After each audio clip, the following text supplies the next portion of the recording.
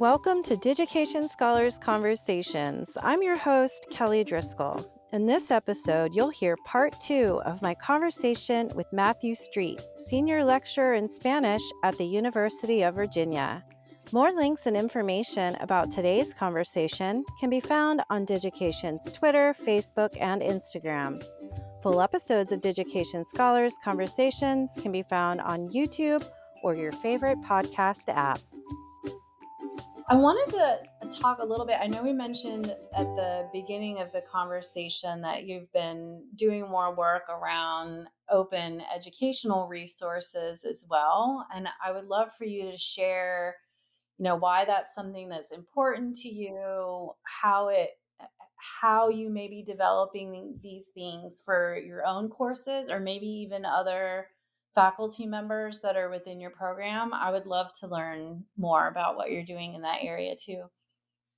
Yeah, so the open educational resources has this been a big emphasis for a while, but at UVA for a couple of years now, there's been a big emphasis and some support in the term of stipends and stuff Mhm. to create your own resources, and it makes a lot of sense because the textbooks and the programs and curricula has gotten so expensive.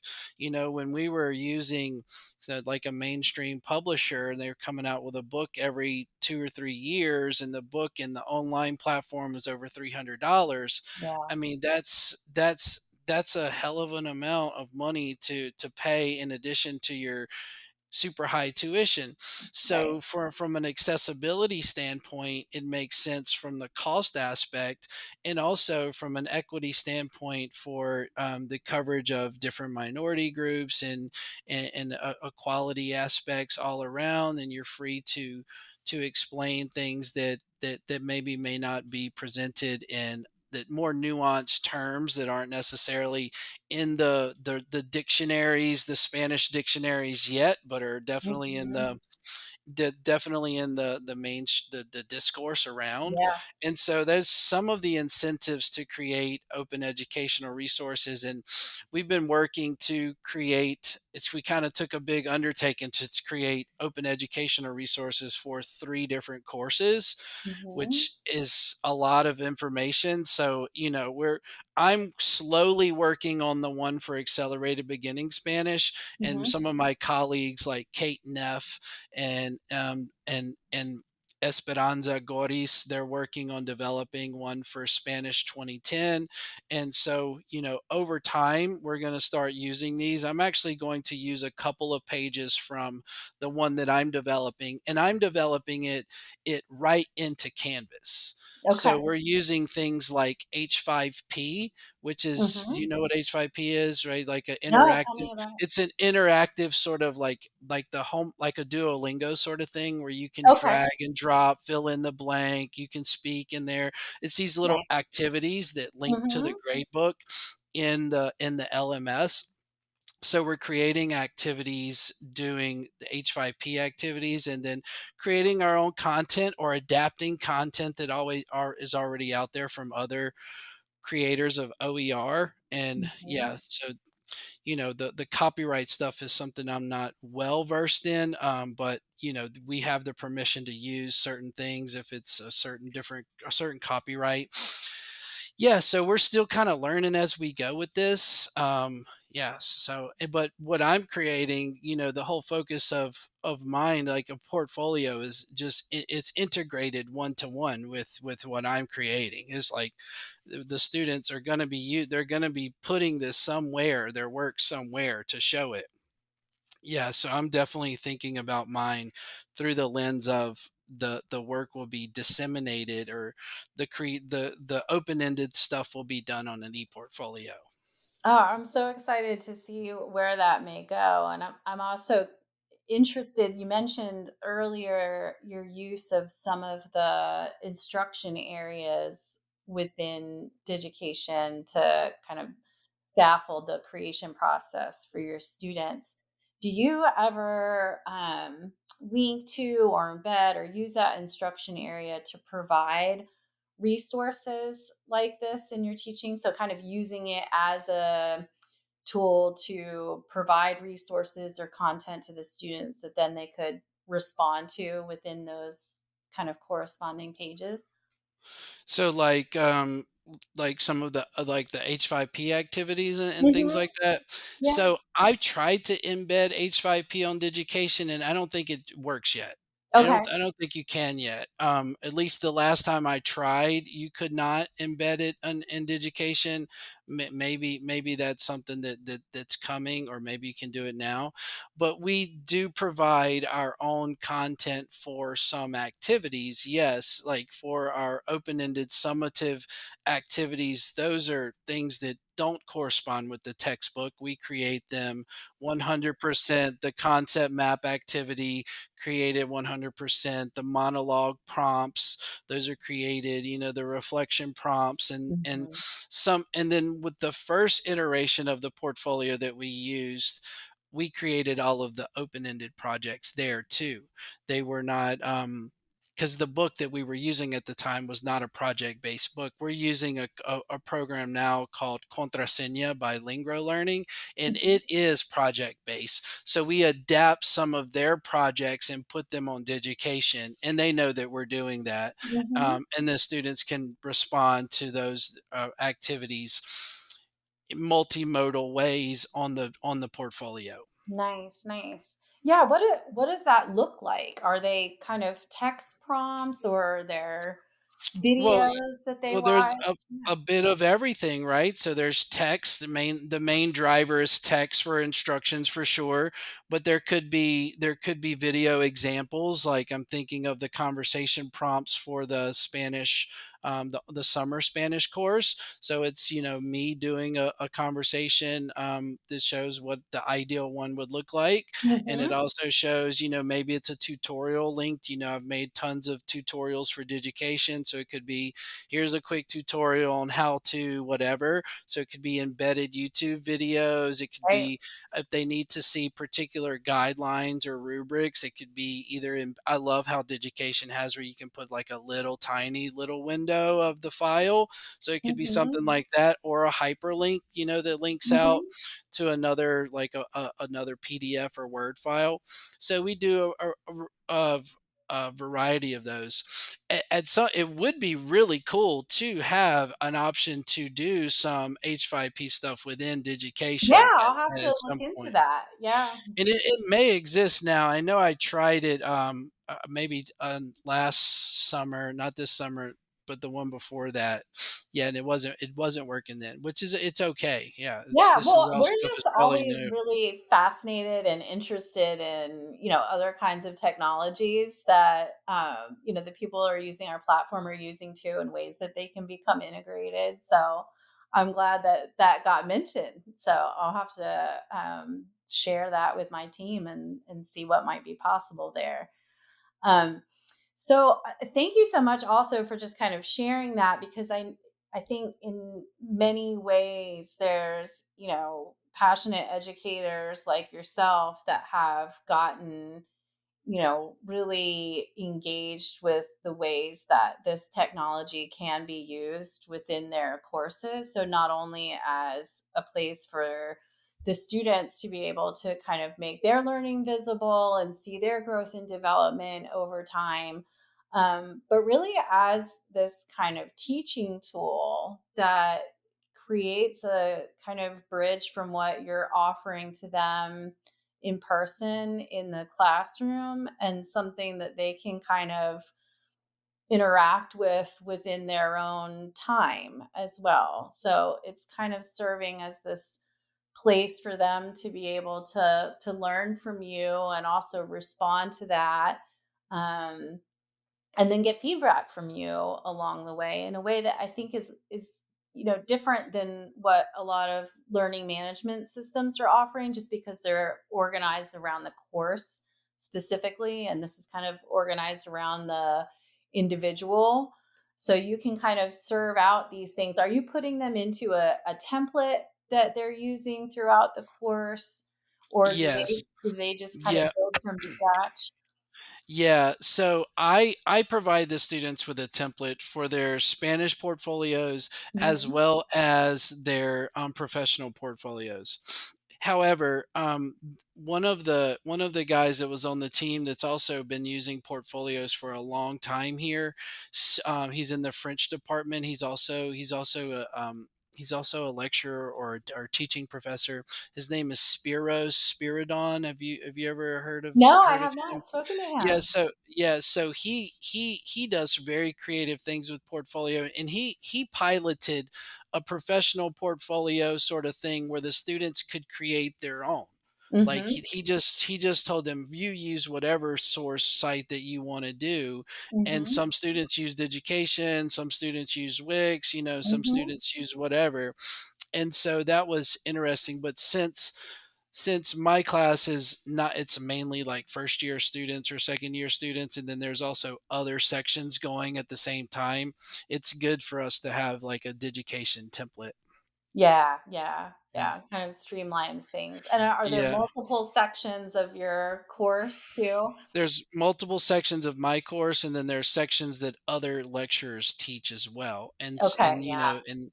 the the different level of Digication buy-in from varies from lecturer to lecturer, so you gotta kind of give it to them on a platter in some ways, because it's just such Mhm, a valuable tool for the students. It's like mhm, that's one of the things that I've seen, that we have to remind ourselves that we're teaching college students, not high school students. And the big thing mhm, about the portfolio is the ownership and the autonomy that comes with it, even if it's not explicitly stated, that the students don't explicitly know that they own this work. You can tell that they get that by the end, and that's mhm, something that makes them more responsible and active learners when it's their work that they're sharing with the professor. mhm. It's not something that I own. They're Right. giving me permission to look at it. And so that sort of switch is, I think, a big deciding or differentiating factor between like teaching high schoolers versus teaching at the university level. Yeah. And you can tell when you look at the resulting, pages and projects that they put together that they're incredibly proud of the work that they've done. And there's a great number of students that have opted to share those portfolios publicly, where people can go in and see this incredible progress that they've made and really listen to the student and view their reflections and get to know them and why this course was impactful and where they hope to take this language in the future. So it's always exciting to see when they do understand that kind of ownership, how openly they would like to be able to share it. And very often I find we see many examples of those students that are creating these more kind of crafted, professional oriented portfolios that they want to share outside. But more and more students are wanting to really share, this was something that, may not be as polished as something that I'd be developing for my career, but it's really providing evidence of how much I was able to evolve and how much I was able to learn over really a relatively short amount of time. Yeah, yeah, and I agree. Yeah, and this was years ago, but when I did the University of Virginia study abroad in Costa Rica, Yeah, I had the students create portfolios for that, because it's like you're documenting this anyway. It's going on Instagram and Facebook. You're going to sit down with your grandma and show her all these yeah, pictures. Why not have this learning tool at the same time, where you're also as a place where you can dump your pictures and stuff, but also you can mhm, tell a story about your yeah, evolution of your journey in this other country for 6 weeks. Yeah, and I agree. I think the students that have really seen the effects of the professional portfolio just really take it to the next level. They really kind of see themselves branching out as these critical thinkers, mhm, and they identify the ways in which their thinking has evolved. and how not just one class but the totality of their learning has contributed and engendered this kind of new curiosity to want to put their best foot forward Yeah. and show that they're their own person. Yeah. And Yeah. the portfolio is a great tool for that. Yeah, and I love to see even, in some of the beginning stages how they're, really tying in what they're learning in your course to other elements of who they are and, what may be their core area of study if it's not foreign language and how they're kind of making those connections from your course to other kinds of learning experiences that they have had or that they're planning for at the same time. So thank you for sharing that. And I wanted to kind of circle back to some of the points you made earlier about for our listeners to hear why you think some of this active learning and project based learning is so critical for students in higher ed as they're preparing for futures beyond college.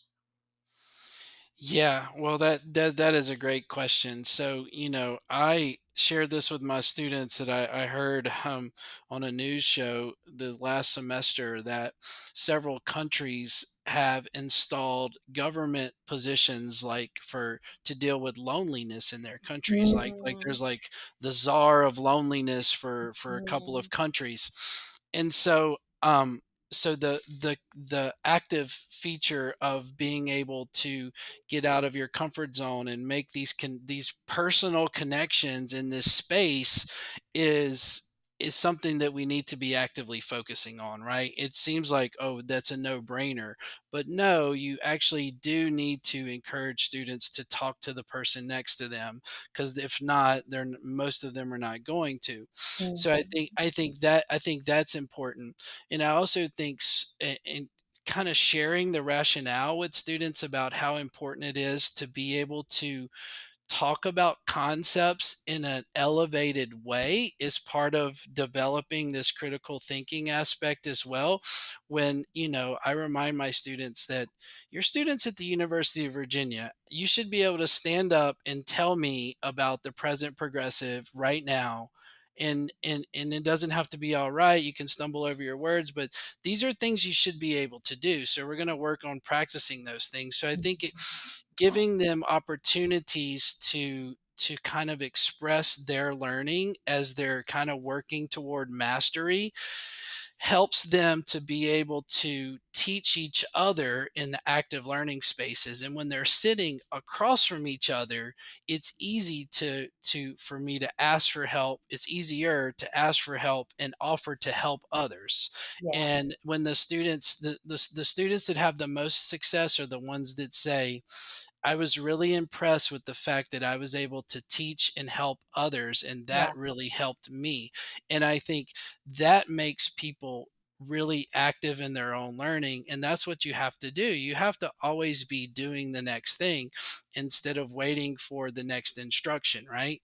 And so I think some of this emphasis on creating with the language, getting out of your comfort zone, interacting, offering to help people, asking for help when needed, yeah, are very important aspects that could help in all realms of life. yeah, yeah, absolutely. And kind of building off of that point, how do you see this as something that may contribute to, this kind of understanding of each other and sharing their stories? You mentioned kind of asking for help or offering help may contribute to, a deeper desire to understand people from other cultures, even if you may not yet speak the language, getting being comfortable kind of seeking things out from people that may not be like you, but may be able to, or you may not initially think are like you, but finding that kind of common ground. Yeah, well, I think students they often, yeah, they have to be reminded of this, but they almost every student has interacted with someone that doesn't speak English very well. Hmm. And so reminding the students that that person engaged you in conversation, and while you understood them, so now you're that person. Right. That's you now, right? And Mhm. so when they kind of see it in that way, I think it enables them to understand that, hey, at the end of the day, even if I say all of the wrong things, it doesn't really matter. It's just I'm trying, and I continue to try. I guess in linguistics it's called your effective filter, how self-conscious you are to say certain things, that you're not that good at yet. But students work towards that. But yeah, I'm just a huge fan of just students engaging with other students in a collaborative way. I feel like that has promoted the most success. Mhm. And bringing it back to portfolio, and the portfolio also contributes to this even outside of the classroom, for I always go back to the concept map activity, or students getting started on the final projects. If I don't know, or maybe I've been dragging my feet, or maybe I've been partying too much, or maybe I have too much stuff going on, I just couldn't get to it.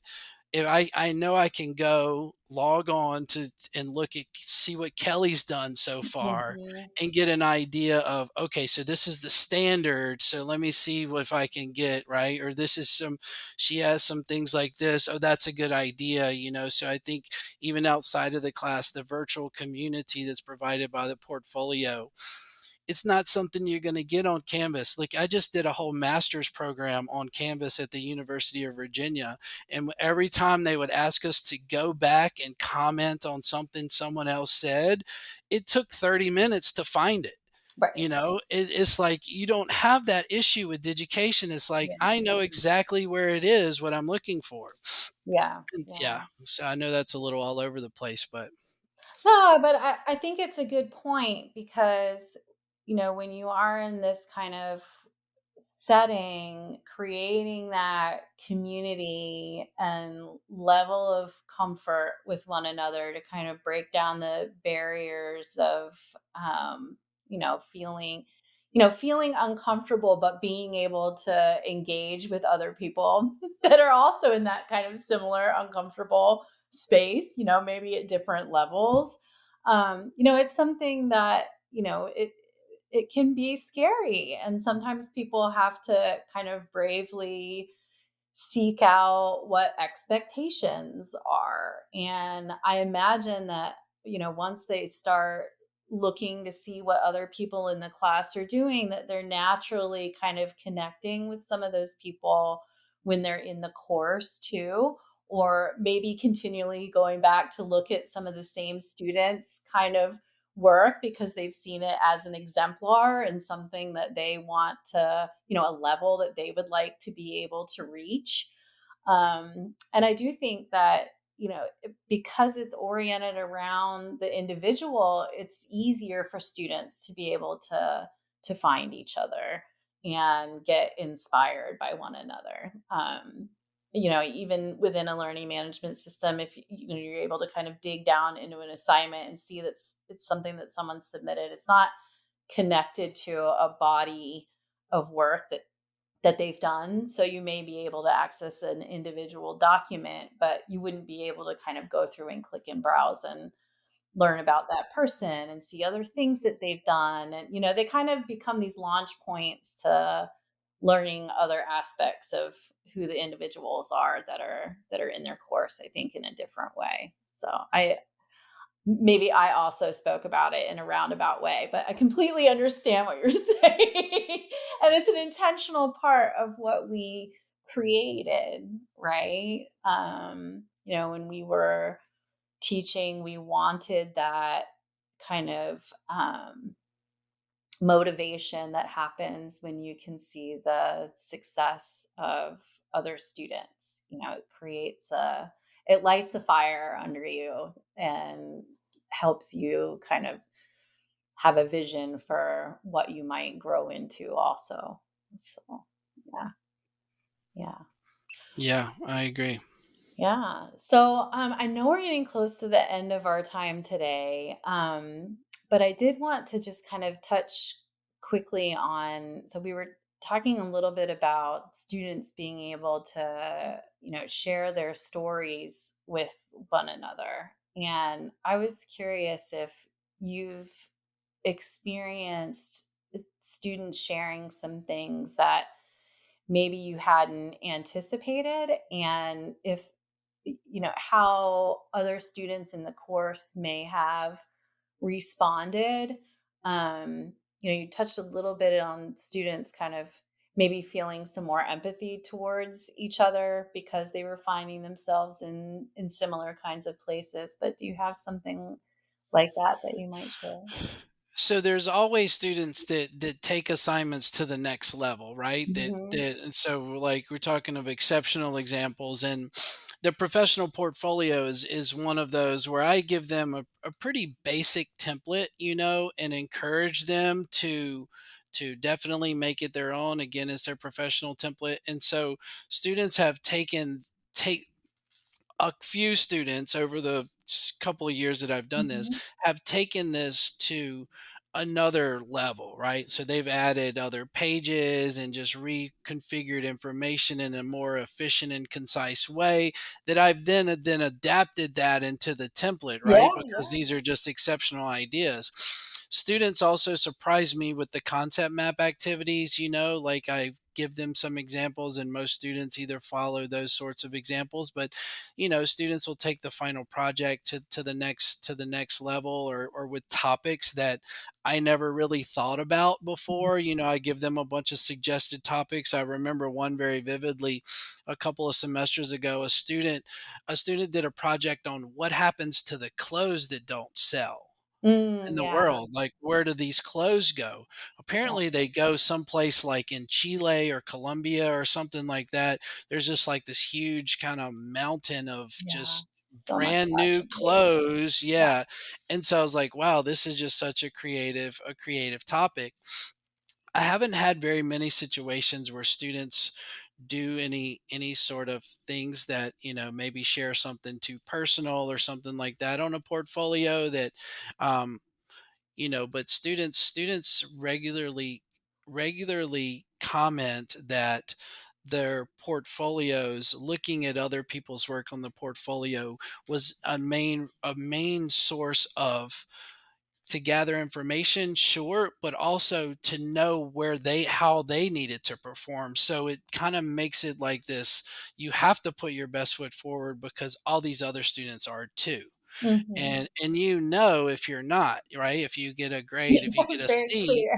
if you get a C, and I often tell students, if they ask like, why did I score so low? I'm like, well, why don't you go look at X, Y, and Z's portfolios, and you can see where I always let students resubmit. Yeah, That's something that I always do. Like, if you're going to engage more with the material, yeah, I'll change your grade. Yeah, sure. Yeah, go do it. yeah, Yeah, so it's good for students to look at other students' work, but also it kind of engenders this kind of competition in the class. And yeah, and students just bond because they know they got to get through it. yeah, yeah. Wonderful. Well, Matthew, thank you again so much for joining me today. It was wonderful to have this opportunity to speak to you, and I'm very excited to be able to share your stories and experience with our listeners. Thank you so much, Kelly. It's been an honor to chat with you. I'm very excited. So thanks. Absolutely. Take good care. All right. Bye. Bye. Coming up next, we'll be chatting with Kate Zonka, Executive Director of Teach Access. Here is a quick preview. Everybody should know a little bit. So one of the phrases that we like to use a lot is we are about breadth more than depth. And you kind of hinted at this in a few different ways. But this idea that we're really trying to get a lot of people to know at least a little bit. Of course, that doesn't mean that it will take care of all the accessibility needs,